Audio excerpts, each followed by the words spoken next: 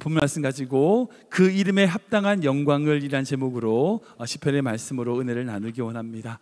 방금 읽었던 이 시편 29편은 자연 만물을 다스리는 하나님의 영광, 그 영광을 찬양하는 다윗의 찬양시입니다. 근데 사실 이 시편 29편이 다윗이 언제 기록했는지, 어떤 상황에 기록했는지는 우리는 명확하게 알 수는 없습니다. 다만 이 시편을 읽으면서, 이 다윗의 찬양할 내용을 보면서 이 시편을 읽는 사람마다 떠올리게 되는 이미지가 있습니다. 그게 뭐냐면 두려울 정도로 강한 어떤 태풍입니다. 사실 우리가 이제 자연 앞에는 겸손할 수밖에 없죠. 이 광활한 우주, 넓은 바다, 이제 계절이 바뀌는 이제 가을이 되어 가는데요. 계절이 바뀜에 따라서 변화하는 이 자연들을 바라보면요, 하염없이 우리는 작은 존재임을 인식하게 됩니다. 특히 이제 허리케인, 사이클론 이런 같은 엄청난 태풍들이 몰아치면요, 인간은 두려워하고 그 앞에서 속수무책입니다. 그러나 다윗은 그런 엄청난 바람, 비, 천둥 번개가 치는 그런 강력한 자연현상을 보면서 하나님의 권능, 하나님의 능력, 그 하나님의 영광을 선포하고 있는 거예요. 시편을 보면 그렇게 보입니다. 즉 다윗은 자신 앞에 몰아친 그 폭풍과 같은 상황, 자기가 아무것도 할 수 없는 그런 상황 속에서 오직 하나님만 찬양하고 있는 거예요. 올해 우리 교회 주제는 믿음으로 하나님의 영광을 보리라 하는 제재로 한 해 동안 우리가 말씀을 나누고 있습니다. 요한복음 말씀을 나누고 있죠. 쉽게 말해서 우리 삶에 있어서 하나님의 영광을 보자는 거예요. 근데 우리가 그분의 영광을 언제 봐야 됩니까? 언제 바라봐야 되죠? 우리가 평안하고 아무런 문제가 없고 어려움 없을 때, 그때 보는 겁니까? 그럴 때만일까요? 아니에요. 아닙니다. 비록 우리가 어떻게 할 수 없는 폭풍과도 같은 그런 상황일지라도 우리는 하나님의 영광을 바라보아야 된다는 거예요. 8월 4주 동안 저는 시편의 말씀, 다윗의 시편을 4개를 나눴습니다. 총 지금 오늘까지 4개를 나눴는데요, 시편 8편, 시편 24편, 시편 26편, 오늘은 29편입니다. 그런데 우리가 8월에 나눴던 이 시편의 공통점이 있어요. 그게 뭔지 아세요? 하나님의 영광을 바라본다는 거예요. 먼저 나눴던 시편 8편, 우리 야요회에 나눴죠. 시편 8편은 주님의 손으로 지으신 하늘과 땅, 그 자연 만물 속에서 우리가 주님의 영광을 바라봅니다는 거였어요. 2주 전에 나눴던 시편 24편은 다윗이 하나님의 언약궤를 메고 예루살렘으로 가져올 때의 그런 감격스러운 상황에서 하나님의 영광을 바라보는 거였습니다. 지난주 26편은요, 아무런 이유 없이 공격받는 그 상황 속에서 다윗은 어떻게 해요? 하나님의 영광의 장소, 영광의 처소로 하나님의 임재 앞으로 나아가며 그 영광을 바라본다라고 고백하고 있어요. 그에 대해서 오늘 시편 29편은 폭풍과 같은 그런 상황 속에서 고난과 어려움, 정말 자신이 어떻게 할 수 없는 그런 환경 속에서 하나님의 영광을 바라본다는 거죠. 찬양한다는 겁니다. 여러분, 오늘 시편을 보면 영광이라는 단어가 3번 등장합니다. 1절, 2절, 9절 3번이나 등장하고 있어요. 1절에는요, 영광과 능력을 여호와께 돌릴지어다. 2절은 여호와의 이름에 합당한 영광을 돌려라. 9절에는요, 그의 성전의 모든 것들이 영광이다, 이렇게 고백하고 있습니다. 우리 그 중에서 2절 말씀 읽어볼까요? 같이 읽어보겠습니다. 2절 말씀 시작. 여호와께 그의 이름에 합당한 영광을 돌리며 거룩한 옷을 입고 여호와께 예배할지어다. 아멘, 아멘. 사랑하는 여러분, 다윗은요, 지금 자신이 어떤 삶을 살아야 하나님께 영광을 돌릴지, 자신이 어떤 삶을 살아야 하는 것인지 분명히 알고 있었어요. 그러기에 다윗은 어떤 매 순간에도 하나님을 예배하며 하나님을 찬양했습니다. 여러분, 우리가 이런 소원을 가지기 소원합니다. 우리가 이런 삶을 살아야 돼요. 비록 내가 힘들고 어려운 환경에 빠진다 할지라도 주님의 영광을 보는 겁니다. 바라보는 거예요. 그 고통과 어려운 상황 속에 설지라도요, 주님의 인도하심을 찬양하고 예배하는 삶, 여러분, 그것이 우리가 살아가야 될 믿음의 삶이에요. 그런 관점에서 지금 다윗이 맡고 있는 폭풍과 같은 그런 상황, 천둥 번개, 그 모든 것을 삼킬 것 같은 폭풍과 회오리 바람, 그것은요 하나님 앞에서 나의 연약함을 깨우치게 하는 훈련과 같은 거라는 거죠. 그러게 다윗은 이 폭풍과 같은 상황을 은유적으로 뭐라고 표현하느냐? 여호와의 소리라고 표현하고 있습니다. 이게 7절에 7번이나 반복되어 있어요. 여기서 소리라는 단어는요 히브리어로 콜이라는 단어인데, 이건요 콜이라는 단어는 어떤 무생물이, 예를 들어서 이런 소리, 무생물이 발생시키는 어떤 소리, 의미 없는 소음이 아니에요. 인격체가 말하는 소리, 말소리를 뜻하는 겁니다. 즉 여기서 말하는 하나님의 여호와의 소리는 하나님께서 이 다윗에게, 그리고 다윗의 삶 속에서 말씀하시는 그 말씀을 뜻하는 거예요. 즉 주의 백성에게 말씀하시려는 주님의 의지를 말하는 겁니다. 폭풍이 치고 있는데 그 폭풍 소리를 하여 뭐라고 고백하느냐? 하나님이 나에게 말씀하신다는 거예요.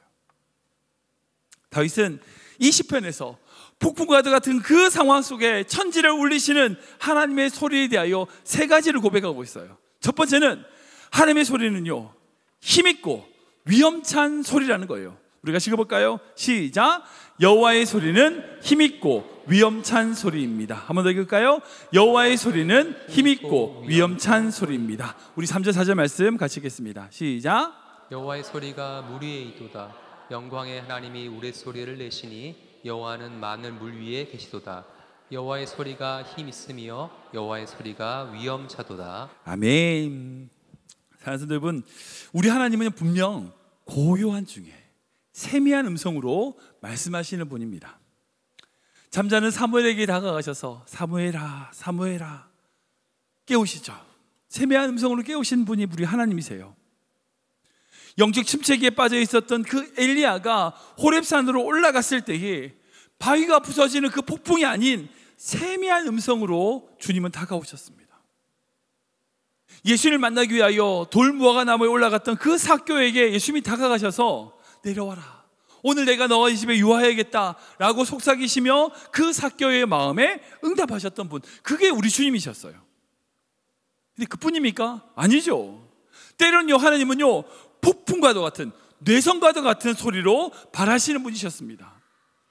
여호수아가 그 이스라엘 백성들을 데리고 여리고 성 앞에 서서 7바퀴를 돈 다음에 소리를 외쳤을 때에 그 소리에 힘을 더하여 성을 무너뜨리셨던 분이 우리 하나님이셨어요.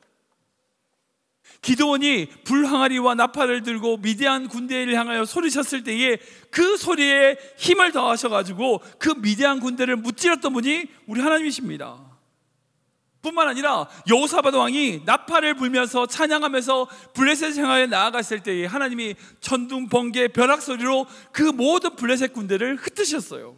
그게 우리 하나님이셨습니다. 우리 하나님의 소리는요 크기도 하고 작기도 하고 세미하기도 하고 우렁차기도 합니다. 근데 중요한 건 그분의 소리라는 거예요. 여러분, 하나님의 소리는요 이 세상을 뒤엎는 소리입니다. 생각해 보십시오. 하나님은 이 세상을 어떻게 만드셨어요? 말씀으로 만드셨다고 고백하고 있습니다. 이 말은 뭘까요? 하나님의 입으로 나오는 그 말씀이, 그 소리가 이 세상을 창조했다는 거예요. 그러기에 이 세상을 창조하신 그 하나님의 전지전능한 그 소리, 그 말씀이 이 세상 모든 것에 가득한 거예요. 가득한 겁니다. 여러분들 사도행전 말씀 보면 사도 바울이 다메섹으로 가다가 예수님을 만났던 장면을 보면 특별한 장면이 있습니다. 그때 예수님께서 사울에게 말씀하시죠. 사울아 사울아 어찌하여 나를 박해하느냐? 누구십니까? 네가 박해하는 예수다라고 말씀하신 장면이 등장하죠. 그때 함께 있었던 사람들은 천둥 소리 같은 소리만 들었지 음성을 못 들었다고 얘기해요. 소리는 들리긴 들렸지만 그 말씀과 그 이야기가 들리지 않았어요. 생각해 보세요. 같은 자리에 있었음에도 불구하고 그 사도 바울은 예수님의 말씀을 들었지만 같이 있었던 우리들은 예수님의 음성을 전혀 듣지를 못했어요. 솔직히 말씀드리면 지금도 마찬가지입니다. 여러분들 같은 자리에 앉아 있어도요, 같은 예배의 자리에 있어도요, 이 자리에 어떤 분은요 하나님의 음성을 들어요. 근데 어떤 분은 못 들어요. 봉사하고 섬긴다고요 다 은혜 받는 게 아니더라고요. 봉사하면 할수록 더 은혜 받으시는 분들이 있는가 하면 봉사하면서 은혜를 못 받는 분이 있어요. 왜 그럴까요? 봉사가 문제입니까? 말씀이 문제일까요? 물론 그럴 수도 있죠. 근데 더 중요한 건 그분이 어떤 마음으로 말씀을 듣고 어떤 마음으로 봉사를 하고 섬기냐는 거죠. 거기에 차이가 있는 거죠. 우리가 주님의 음성을 듣는 마음, 그분의 음성을 듣기를 원하는 마음을 가져야 돼요. 그 음성을 듣기를 원하는 자, 은혜 받기 원하는 자에게 하나님의 말씀과 은혜가 임하게 된다는 거예요. 우리 다음 주부터 우리 주보를 보시면 다음 주 말씀이 있죠. 네, 다음 주부터 요한복음 말씀으로 돌아갑니다. 요한복음 말씀으로 은혜를 나눌 텐데, 여러분 한 주간 동안 이 말씀을 가지고 묵상하시고 연구하시고 그 말씀을 묵상하고 오시면요, 그 속에서 주시는 하나님의 음성이 분명히 있을 겁니다. 여러분 꼭 그 말씀을 읽고 묵상하고 나오시길 축원합니다. 그렇게 말씀을 들을 준비를 하고 온 자에게 하나님의 말씀이 들리게 되는 거예요. 그런 의미에서 여러분, 이 세상을 지으신 하나님께서는요, 세상 가운데 이 세상을 심판하시고 지키시고 그렇게 동행하신 하나님의 소리가 있음을 믿고 듣는 자가 행복한 자예요. 오늘 시편 말씀을 적용해 보십시오. 다윗은 지금 폭풍 속에서도요, 하나님의 강력한 소리, 그 천둥 소리에서 하나님의 음성을 들었어요. 여러분 어떻습니까? 여러분 어떻습니까? 지금 만나는 그 사람, 처해 있는 그 환경 속에서도요, 지금 여러분들에게 하시는 그 하나님의 말씀을 들으셔야 돼요. 그 말씀을 들어야 돼요. 왜냐하면 지금 여러분들의 그런 환경과 상황을 허락하시고 인도하신 분은 우리 하나님이시기 때문이에요. 분명, 제가 장담할게요, 분명 여러분들을 거기로 보내셨다면 분명히 하신 말씀이 있을 거예요. 그 학교로 보내셨고요, 그 직장으로 보내셨고요, 그 가정에 보내셨고 그 사람을 만나게 하셨으면 분명 그 자리에서 하나님이 하실 말씀이 있을 거예요. 꼭 들으셔야 돼요. 들을 준비를 하셔야 돼요. 우리 모든 성도님들이 이 힘있고 위험 있는 주의 음성을 듣는 귀한 믿음의 성도 되시길 주님의 이름으로 축원합니다. 두 번째로 하나님의 소리는 어떤 거냐? 바로 진동시키시는 소리라는 겁니다. 우리가 지금 볼까요? 시작. 여호와의 소리는 진동시키시는 소리입니다. 한번 더 읽겠습니다. 여호와의 소리는 진동시키시는 소리입니다. 우리 8절 말씀 읽겠습니다. 시작. 여호와의 소리가 광야를 진동하시며 여호와께서 가데스 광야를 진동시키시도다. 아멘. 아시죠? 마태복음 말씀을 보면 예수님께서 말씀하시는 말세의 징조에 대하여 몇 가지가 있는데 그 중에 한 가지가 곳곳에 지진이 있을 것이다 라는 말씀을 하셨습니다. 즉 지진을 통해서 하나님의 경고, 하나님의 뜻을 나타내신다는 거죠. 사실 그래서 지금 불의 테두리라고 하죠. 이게 지금 많이 힘들다, 지진이 난다 하는 얘기를 저도 뉴스를 통해서 듣게 됐습니다. 지금 세계 곳곳에 지진의 소식이 들립니다. 분명 하나님이 이걸 통하여 우리에게 경고하시는 경고의 메시지일 것 같습니다. 근데 생각해 보세요. 하나님이 정말 궁극적으로 진동시키고자 하는 것은 뭘까요? 땅일까요? 그저 땅입니까? 아니에요. 하나님이 정말 진동시키고 흔들고자 하시는 것은요, 바로 사람의 마음이에요. 하나님은 사람의 마음을 흔들기를 원하세요. 죄에 빠져 있는 인간, 욕심을 향해 끊임없이 달려가는 인간, 그 관습과 그 습성에 쩔어서 하나님께 나오지 못하는 그런 인간을 흔들어 하나님께 마음을 돌리도록 하기를 원하신다는 거예요. 그게 주님이 원하시는 진동입니다. 사도 바울이 빌립보에서 감옥에 갇힌 적이 있죠. 그때 지진을 경험했습니다.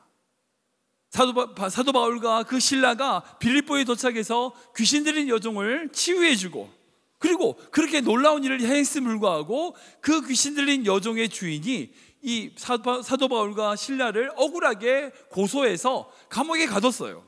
매를 맞았습니다. 그럼 그때 여러분들 어떻게 하시겠어요? 하나님 도대체 왜 이러시냐고, 선교지 와서 봉사하는데 왜 나에게 이런 어려움이 생깁니까? 근데 그들은 그러지 않았습니다. 그런 환경에서 어떻게 했냐? 하나님을 찬양했어요. 억울하죠. 억울하죠. 분통 터지죠.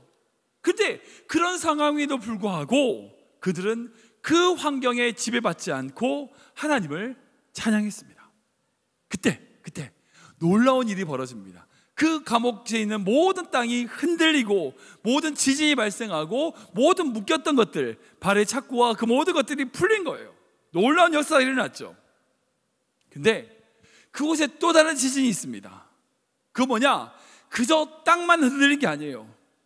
바로 바울과 실라가 그 하나님을 찬양하는 그 찬양 소리에 그곳에 있었던 모든 죄수들의 마음이 흔들렸어요.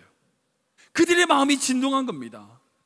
어떻게 됐습니까? 결국 그곳에 있었던 간수장과 수많은 죄수들이 하나님을 믿게 되는 역사를 보게 되죠. 사랑하는 여러분, 하나님은요 지금도 우리의 마음을 흔드십니다. 좀 잘 할만하면 환경을 흔드세요. 어려움을 주세요. 그 어려움을 통하여 우리의 삶을 막 흔드세요. 왜 그러실까요? 왜 그러실까요? 우리의 마음을 흔들기 위함입니다. 우리의 마음을 깨우치기 위함입니다. 깨어있게 하기 위해 하시는 겁니다. 여러분, 하나님께서 여러분들의 삶을 흔드신다면 다른 곳에 답을 찾지 마세요. 하나님께 나아가셔야 돼요. 하나님께서 우리 삶의 주인 되시기 때문에 우리가 그런 환경에서 하나님을 예배하고 하나님을 찬양하는 삶을 멈춰선 안 되는 것입니다. 여러분, 우리가 그렇게 삶을 살면 어떻게인지 아세요? 우리 주변에 있는 사람들의 마음이 흔들려요. 그걸 보셔야 돼요. 우리가 믿음의 길을 꿋꿋하게 걸어가면 하나님은 우리를 통하여 주변에 있는 사람들의 마음, 그 믿음을 흔드시는 겁니다. 그런 도구가 될 수 있는 거예요. 저에게 모든 성도님들이 우리의 삶을 흔드시는 그 주님의 음성을 위하여 그 음성 따라 살아가는 귀한 믿음의 성도 되시길 주님을 축원합니다. 세 번째로, 한 여호와의 소리는 어떤 소리냐? 바로 자기 백성에게 평강과 복을 주시는 소리라는 겁니다. 우리 같이 읽어볼까요? 시작! 여호와의 소리는 자기 백성에게 평강과 복을 주시는 소리입니다. 한 번 더 읽겠습니다. 여호와의 소리는 자기 백성에게 평강과 복을 주시는 소리입니다. 우리 12절 말씀 같이 읽겠습니다. 시작! 여호와께서 자기 백성에게 힘을 주시며 여호와께서 자기 백성에게 평강의 복을 주시리로다. 아멘. 아멘. 우리가 사는 이 세상을 한번 생각해 보십시오. 여러분들 우주 사진 보신 적 있죠? 광활한 우주. 그 우주의 관점을 보면요, 지구는요 진짜 작은 점이에요. 점 같습니다. 그리고 그 작은 점에서 살아가는 우리 한 명, 여러분 먼지죠. 먼지입니다. 우주적인 관점에서 보면요, 한 사람은요 아무것도 아니에요. 먼지 같은 존재입니다. 그런데 어떤 사람들은요 그런 먼지 같은 인간인데 자기 힘으로 살겠대요. 하나님 필요 없대요. 여러분, 그것만큼 어리석은 게 어디 있을까요? 인간이 가지는 가장 큰 죄가 뭔지 아세요? 하나님을 안 믿는 거예요. 그거예요. 솔직히 말해서 하나님 없이 혼자 살아가겠다고 고백하는 것만큼 큰 죄가 없습니다. 내가 하나님 없이 살겠다, 여러분 그것만큼 큰 죄가 없어요. 그리고 그렇게 자기 힘으로 살아가겠다고 말하는 사람만큼 불쌍한 사람도 없어요. 사람이 조금만 어려운 환경 때문에 조금만 겸손해지면요, 자기가 자기 힘으로 이 세상을 살 수 없음을, 그리고 이 세상이 얼마나 무섭고 얼마나 위대한 곳인지를 깨닫게 됩니다. 하나님 없이 살 수 없다고 고백할 수밖에 없어요. 지금 다윗은요 폭풍 속에서 그 고백을 하고 있는 겁니다. 즉 다윗이 폭풍 속에서 하나님의 소리를 찬양하며 그 하나님의 힘있고 진동하는 소리의 목적이 뭐냐? 바로 내가 너와 함께 하신다는 그분의 음성을 듣다는 거예요. 주님을 위하여 평강과 복을 주신다는 음성을 들었다는 거죠. 여러분, 사도 바울이 그의 인생의 말미에 어떻게 고백했습니까? 나의 나된 것은 하나님의 은혜야. 여러분, 이게 우리가 그리스도인이 고백해야 될 고백입니다. 우리 힘으로 사는 인생이 아닙니다. 스스로 자랑하는 인생이 아니라 하나님 앞에 나아가 철저히 나의 약함을 고백하며 주님의 강함을 찬양하는 것, 여러분 그것이 바로 우리의 삶의 모습이라는 거예요. 그런 자에게 주시는 은혜가 있습니다. 그게 뭐냐? 바로 우리의 길을 형통케 하시며 힘을 주시고 평강의 복으로 더하신다는 거예요. 세상은요, 세상이 들으면 하나님의 소리는요 그냥 천둥 소리에 불과합니다. 그냥 땅을 진동하는 소리예요. 무서운 소리입니다. 그러나 그 소리 안에서 하나님의 진실한 사랑과 은혜를 깨달으면요, 그 소리는요 사랑의 소리가 돼요. 사랑의 소리가 돼요. 지난달에 아시는 것처럼 저희 아버지께서 이제 우리 교회를 잠깐 다녀가셨죠. 성도님들 잘 못 느끼겠지만 저희 아버님은 되게 무서운 분이십니다. 엄청 무서운 분이셨어요. 저 아버지 얘기를 잠깐 짧게 하자면 1980년대 5공화국 시절에 기자를 하셨어요. 그때 이제 전두환 언론 통폐합이라고 하는 그런 사건이 있었는데 그때 방송국에서 이제 바른 소리 하다가 이제 쫓겨나시고 하여튼 그런 분이세요. 제가 기억하는 저희 아버지는요 항상 분별이 정확하신 분이에요. 똑부러지세요. 그래서 아들이 잘못해도 엄청 꾸지람하시고, 그리고 음성이 얼마나 크신지 제가 어렸을 때 제 친구들을 집에다 데려오면요 친구들이 뭐 무서워가지고 제 아버지 목소리만 듣고 겁나가지고 막 말도 제대로 못했던 그런 생각이 납니다.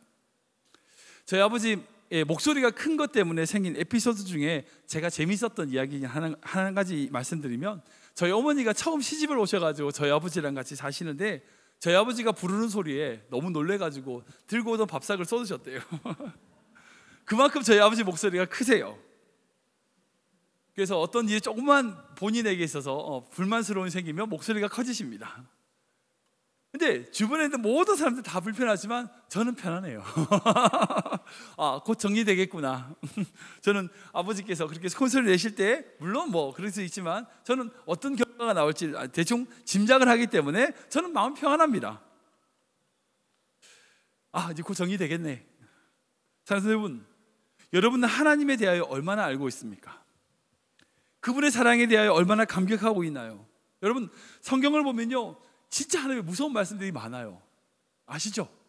진짜 무서운 말씀들이 많아요. 뭐 구약의 에스겔서 같은 경우, 아모스서, 아니면 신약의 요한계시록, 아니 복음서 보면 예수님이 어떤 심판에 관한 무서운 말씀들을 하시는 경우를 보게 돼요. 여러분, 그런 말씀을 보면요 정말 무섭습니다. 근데 그렇게 무섭게 느끼는 사람들은요 어찌 보면 하나님의 사랑과 하나님의 은혜를 다 알지 못하기 때문일 거예요. 하나님을 잘 모르는 사람에게는요 그것이 심판의 소리며 두려움의 소리일 수 있어요. 맞아요. 그런데 정말 죄를 구원하시고자 하는, 우리를 죄에서 건져내시고자 하는 그 하나님의 진심과 사랑을 알면 하나님께서 우리를 향한 눈물이라는 것을 깨닫게 돼요. 그래서 에스겔서 무서운 말씀을 보면서 눈물이 나요. 이렇게 우리를 살리고자 하시는 하나님의 진심을 느낀다면 그 사랑을 발견할 수 있는 거죠. 즉 다윗은요 자연의 그런 천둥소리 같은 폭풍 속에서도 하나님의 성품과 하나님의 마음을 읽었다는 거예요. 그래서 우리에게 힘을 주시고 우리에게 평강의 복을 주시기 원하는 주님의 음성을 폭풍 가운데 발견한 거예요.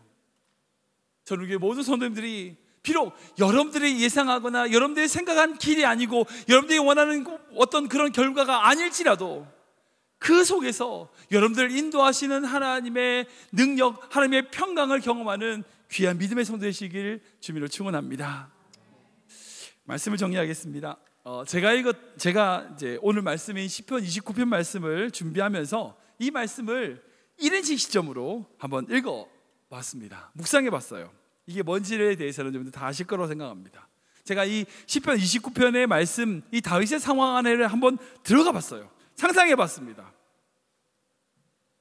강한 폭풍이 치고 있어요. 천둥이 치고요, 번개가 치고, 물이 막 비가 너무 많이 내려서 막 홍수가 나고 있습니다. 번개가 칠 때에 이 말씀 보면 백향목이 막 쪼개지고요, 산이 막 흔들려요.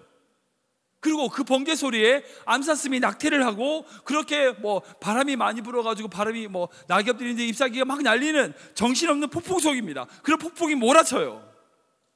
모든 사람들은 그 폭풍에 무서워서 어딘가에 다 숨어버렸어요.